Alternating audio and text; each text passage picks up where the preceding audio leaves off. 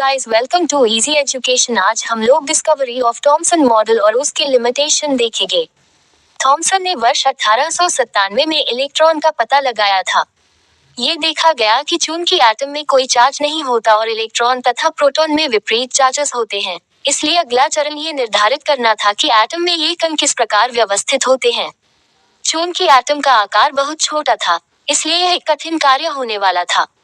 इसलिए वैज्ञानिकों ने एक मॉडल तैयार करने का निश्चय किया। थॉमसन, जिन्होंने वर्ष 1897 में इलेक्ट्रॉन का आविष्कार किया था, ने वर्ष 1904 में एटम की प्लम पुडिंग मॉडल का सुझाव दिया था, जो परमाणु मॉडल में इलेक्ट्रॉन को शामिल करने के लिए था। इस मॉडल में इलेक्ट्रॉनों को एटम के चारों ओर घूमते हुए सर्कल्स में स्थित माना गया था, जिसमें पॉजिटिव चार्ज का बादल होता है।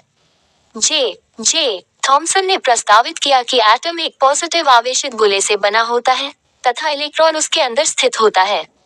परिमाण में नेगेटिव और पॉजिटिव आवेश बराबर थे। पूरा परमाणु विद्युत रूप से न्यूट्रल था, लेकिन थॉमसन के मॉडल ने समझाया कि परमाणु विद्युत रूप से पॉजिटिव होते हैं। यह मॉडल अन्य वैज्ञानिकों द्वारा किए गए प्रयोगों को समझाने में सक्षम नहीं था। इस परमाणु मॉडल को विभिन्न प्रकार के नाम दिए गए हैं, जैसे plum pudding model, resin pudding model, तरबूज मॉडल आदि। इस मॉडल का नाम तरबूज मॉडल इसलिए रखा गया क्योंकि इस मॉडल में एटम का धनावेश तरबूज के समान माना गया है और इलेक्ट्रॉन इसमें प्लम अथवा बीज की तरह उपस्थित है। This model visualized as a pudding or watermelon of positive charge with plums or seeds electrons embedded into it.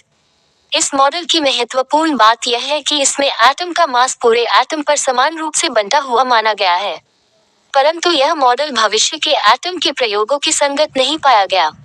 इस मॉडल का कुछ लिमिटेशन भी है। थॉमसन का मॉडल रदरफोर्ड द्वारा दिए गए अल्फा पार्टिकल्स एक्सपेरिमेंट प्रयोग के परिणामों की व्याख्या करने में असफल रहा। उनके मॉडल की एक बड़ी खामी यह है कि उन्होंने कोई एक्सपेरिमेंटल साक्ष्य उपलब्ध नहीं कराया। वह परमाणुओं की स्टेबिलिटी को समझाने में असफल रहे।